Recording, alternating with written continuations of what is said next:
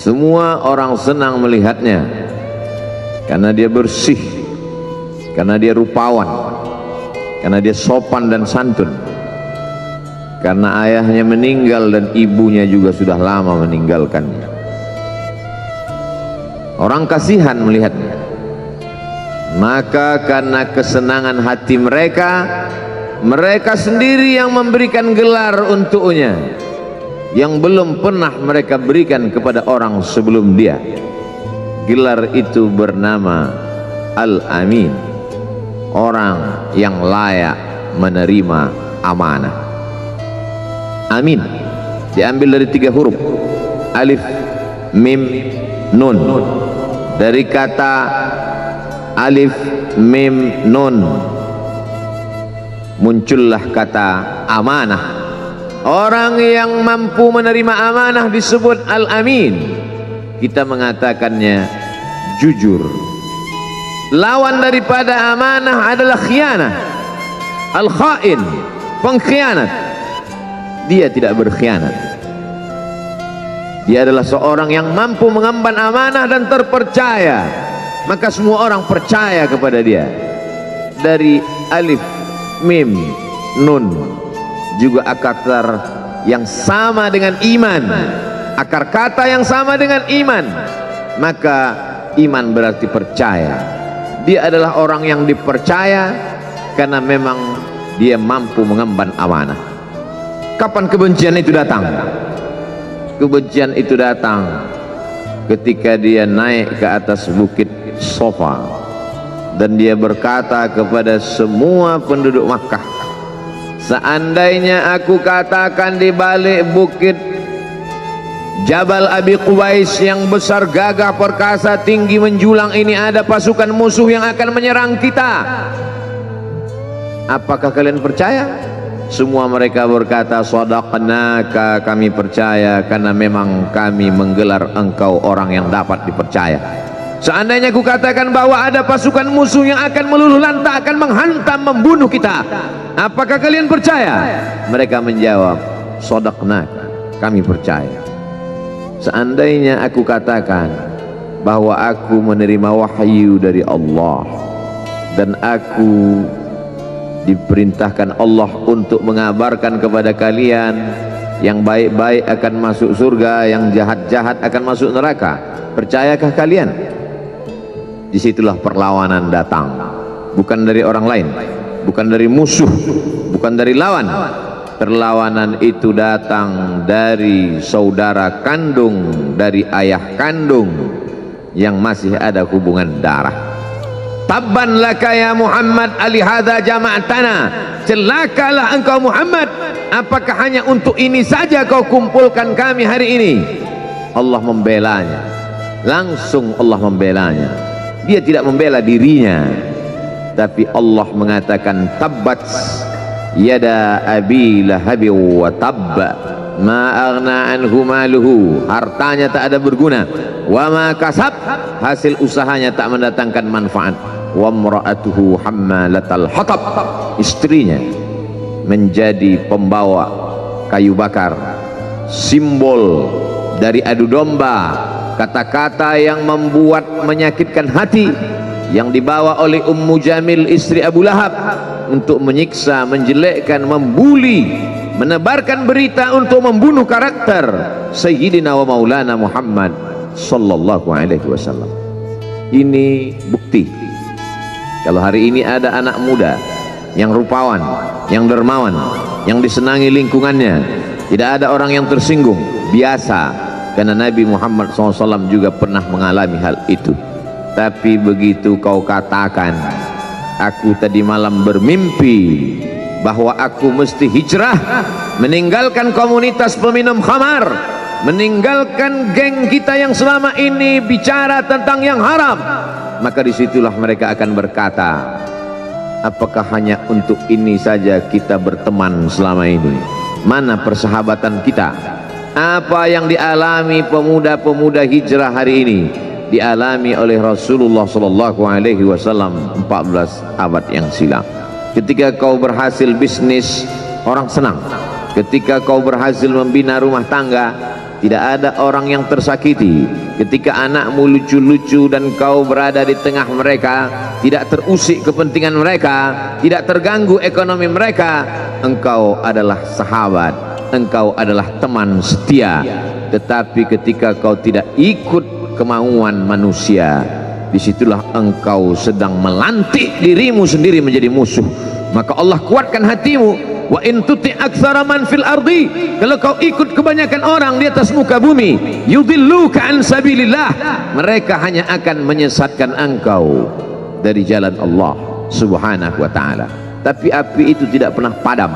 Kalau dia padam, maka berakhirlah dakwah Islam. Dia terus bergelora, dia terus menyala, dia terus membakar kemunafikan, membakar kemusyrikan, sampai akhirnya embargo pun tiba. Jangan ada yang mau bergabung dengan kelompok Muhammad sallallahu alaihi wasallam. Jangan ada yang mau berkirim makanan, jangan ada yang mau berdagang, jangan ada yang mau menjalin transaksi. Mereka ingin membunuh secara perlahan-lahan. Jangan beli produknya, jangan duduk bersamanya, jangan berteman dengan dia. Kenapa kamu mau berfoto dengan dia? Kenapa kamu mau bergambar dengan dia? Kenapa kamu masih mau mendengar ceramah dia? Adakah orang yang mengalami hal itu hari ini? Adakah ketakutan-ketakutan dari hamba Allah yang mengatakan Allahu Akbar, Allah Maha Besar, tapi takut ditinggalkan kawan, cemas ditinggalkan sahabat? Maka itu pernah terjadi pada kelompok Sayyidina wa Maulana Muhammad sallallahu alaihi wasallam. Kalau pembunuhan karakter tidak berhasil, maka ada yang lebih dahsyat daripada itu. Mereka tawarkan dunia beserta isinya. Wallahi, demi Allah wahai paman, demi Allah wahai Abu Talib, law wada'u syamsa fi yamini wal qamara fi yasari, andai mereka letakkan matahari di tangan kananku, bulan di tangan kiriku, ala an atruka hadzal amr, supaya aku tinggalkan dakwah ini, aku tidak akan meninggalkannya. Bujuk rayu mulai tiba. Itu terjadi pada diri Nabi Muhammad sallallahu alaihi wasallam. Kalau kau tidak mempan dimusuhi, kalau kau tidak mempan dirangkul, kau akan dipukul. Kalau kau tidak mempan dipukul, kau akan dirangkul. Berbagai macam cara, dari mulai yang paling keras sampai yang paling lembut, dari mulai yang paling lembut sampai yang paling keras, sampai akhirnya tempat bergantung itu hilang, lenyap, musnah. Ada dua tempat bergantung, saudara kandung ayah Abu Talib. Mereka tidak mengusiknya karena dia keponakan Abu Talib. Abu Talib anak Abdul Muttalib, Abdul Muttalib anak Hashim, Hashim anak Abdi Manaf, Abdi Manaf anak Qusay, Qusaylah pendiri Darun Nadwah. Mereka keturunan darah mulia dari Adnan. Adnan menerima tetesan darah dari Ismail, Ismail anak kandung Ibrahim alaihissalam. Jangan ganggu dia karena dia keponakan Abu Talib. Masih ada backing, tapi Allah ingin agar hati itu tidak bergantung kepada manusia. Dia buat Abu Talib meninggal dunia, masih ada lagi tempat bergantung. Dia yang dulu ketika kedinginan datang, dia yang menyelimuti. Yang dulu ketika ketakutan datang, dia yang menenangkan. Dia datang menemui Waraqah ibnu Naufal. Waraqah berkata, Namus, malaikat yang pernah datang kepada Ibrahim, yang pernah datang kepada Musa, yang pernah datang kepada Isa, sekarang dia datang kepada suamimu. Katakanlah, jangan takut, jangan cemas. Kalau nanti sampai masanya dia akan diusir dari kampung halamannya, aku orang pertama yang akan membelanya. Karena begitu yang kutemukan dalam kitab-kitab suci yang kubaca, kata Waraqah bin Naufal. Hari itu juga tempat bergantung itu patah. Khadijah menghadap Allah subhanahu wa ta'ala. Tak lagi ada makhluk tempat bergantung, tak ada lagi ranting tempat berhinggap, tak ada lagi batang kayu tempat berpegang. Allah ingin agar engkau berserah hanya kepada Dia saja. Tidak ada makhluk, bersandar kepada makhluk akan kecewa, bersandar pada kayu yang rindang akan tumbang, bersandar kepada benda akan binasa, bersandar kepada sahabat akan berubah menjadi musuh. Bersandarlah kepada dia, Hayyun maha hidup, la yamut, dia tak pernah mati. Bersandarlah kepada dia, Al-Aziz yang maha perkasa, Al-Jabbar yang maha berkuasa. Itu yang diinginkan Allah dari sosok Sayyidina wa Maulana Muhammad sallallahu alaihi wasallam. Dia pergi, sengaja dia pergi berjalan kaki, karena kalau dia pergi menunggang unta, mereka sudah mengintai, dia pasti lari, dia akan pergi ke tempat yang jauh. Sengaja dia pergi berjalan kaki.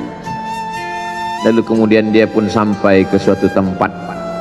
Dia berharap mereka adalah orang-orang yang lembut akan yang menerimanya, tapi dia tidak diterima dengan tala'al badru alaina. Dia tidak diterima sebagai ahlan wasahlan. Ahlan, keluarga, kau datang kami sambut sebagai keluarga.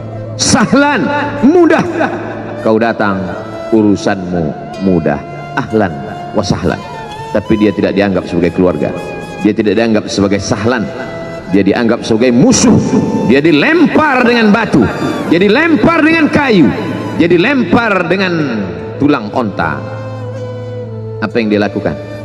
Dia bersembunyi di balik bukit. Dia angkat kedua tangannya, ilaika ashku dha'fa quwwati, kepada engkau saja aku mengadukan kelemahanku, wa qillata hilati, ketidakberdayaanku, wa hawani bainan nas, aku hina di tengah mereka. Kalau dulu aku ada tempat bergantung, ada tempat bersandar, ada tempat mengadu, hari ini hanya engkau saja ya Allah. Datanglah malakul jibal, malaikat penjaga segala bukit di atas dunia. Kau tunjuk mana bukit yang paling besar ya Muhammad, akan kutimpakan kepada mereka. Hati yang luka biasanya akan marah, akan kecewa, tapi itu tidak terjadi pada Nabi Muhammad sallallahu alaihi wasallam. Apa yang dia katakan? Asallahu an yukhrij min aslabihim man ya'budullaha wa la yusyrika bihi syai'a. Ya Allah, keluarkan dari tulang sulbi mereka, keluarkan anak cucu mereka yang akan menyembah engkau, tidak ada satupun yang akan mempersekutukan engkau di atas muka bumi ini. Doanya dikabulkan, hatinya susah, pikirannya kacau, tapi lidahnya tidak berkata-kata kasar. Dia doakan agar anak cucu mereka menyembah Allah. 100% penduduk Taif hari ini bersyahadat asyhadu an la ilaha illallah wa asyhadu anna muhammadan rasulullah. Doa orang yang teraniaya, doa orang yang terzolimi. Dia berhenti di sebuah kebun. Ada seorang yang bukan terpandang membawakan beberapa ranting anggur sebagai pelipur lara, penghilang haus, pelepas dahaganya. Ketika anggur itu akan masuk ke mulutnya, dia berkata Bismillahirrahmanirrahim, atas nama Allah. Maka hamba sahaya miskin, susah, melarat, perantau yang tak punya apa-apa itu heran. Apa yang kau ucapkan? Bismillah. Kau sebut nama Allah ya? Tidak ada satupun orang di kampung ini kalau makan menyebut nama Allah. Siapa engkau? Aku Nabi yang diutus Allah subhanahu wa ta'ala. Berarti engkau sama dengan orang yang dulu pernah berada di kampungku. Engkau dari mana? Aku dari Ninawi. Ninawi ya. Di sana ada saudaraku, kata Nabi Muhammad sallallahu alaihi wasallam. Di sana ada saudaraku namanya Yunus bin Matta. Yunus bin Matta adalah saudaraku. Sama-sama hamba yang diutus Allah subhanahu wa ta'ala. Dia juga diingkari oleh kaumnya. Dia masuk ke dalam lautan, ditelan seekor ikan dalam 3 kegelapan. Gelapnya tengah malam, gelapnya lautan, gelapnya perut ikan. Dia berserah kepada Allah. La ilaha illa anta subhanaka inni kuntu minal zalimin. Begitu cara Allah mengingatkan Nabi Muhammad SAW. Apa yang kau rasakan hari ini belum ada apa-apanya dengan apa yang pernah dirasakan oleh Yunus bin Matta. mendengar itu langsung saja Addas bersimpuh sujud mencium lutut Nabi Muhammad sallallahu alaihi wasallam. Dia tidak mulia, dia hamba sahaya, dia miskin, dia perantau, tapi dia sempat mencium tangan Nabi Muhammad sallallahu alaihi wasallam. Dia sempat menghilangkan dahaga dari leher Nabi Muhammad sallallahu alaihi wasallam. Pertemuan yang berkesan. Biarlah pertemuan itu sekali, tapi sampai ke lubuk hati. Untuk apa pertemuan yang berulang kali tapi hanya sampai di tepi bibir, hanya basa-basi? Nabi sallallahu alaihi wasallam kembali, dia pulang. Di tengah perjalanan dia mendengar, qul, katakan, uhiya ilayya annahu istama'a nafarun minal jin, ada sekelompok jin. Jin itu berkata, inna sami'na qur'anan ajaba, kami mendengarkan bacaan Al-Quran ajaba, menakjubkan, ajib. Biarlah manusia menolakmu, biarlah manusia yang aku dan sombong itu tidak menerimamu, tapi ada satu makhluk yang mau menerimamu. Inna, kami dari kalangan jin, sami'na, mendengar, Qur'anan ajaba, bacaan Al-Quran yang mengagumkan, yahdi ila rusdi, yang membuat kami lurus berpikir benar. Betapa jin yang dikatakan makhluk jahat, tapi ketika dia mendengarkan bacaan Al-Quran tersentuh hatinya dan dia bersyahadat, anna minnal muslimun, kami ada yang muslim, wa minnal qasitun, kami ada yang kafir. Yang muslim taharrau rasyada, selalu mencari jalan kebenaran. Yang kafir kanu li jahannam hataba, mereka hanya akan menjadi santapan neraka jahanam. Dia kembali ke kota suci Makkah Al-Mukarramah seperti biasa, sampai akhirnya datanglah malaikat Jibril, membelah dadanya, mensucikan hatinya sampai layak. Lalu kemudian dia pun dibawa. Subhanalladzi asra bi'abdihi lailan, maha suci Allah yang memperjalankan hambanya pada suatu malam, minal masjidil harami ilal masjidil aqsa, dari masjidil haram ke masjidil aqsa, alladzi barakna haulah, kami berkahi sekelilingnya. Untuk apa? Linuriyahu min ayatina, kami ingin memperlihatkan kepadanya tanda-tanda kebesaran kami. Selama ini dia hanya didengar, azab kubur didengar, neraka jahanam didengar, malaikat didengar. Hari ini kami ingin memperlihatkan tanda-tanda itu kepada hamba kami.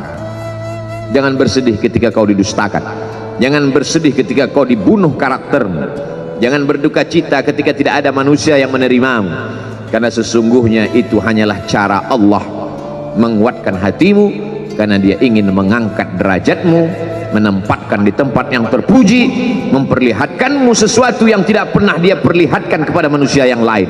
Dia buat hatimu hancur berkeping agar tidak lagi ada tempat makhluk dalam hatimu, yang ada hanya Allah semata. Ma fi qalbi ghairullah. Pada saat itu mentalmu sudah kuat, layaklah engkau berada di tempat yang terpuji. Kalau ada orang menyakitimu, jangan berduka. Kalau ada tetangga, sahabat, kawan baik meninggalkanmu, jangan berduka lara, karena sesungguhnya di balik itu semua, fa inna ma'al usri yusra, inna ma'al usri yusra. Idza daqat 'alaika dunya faqul ya Allah.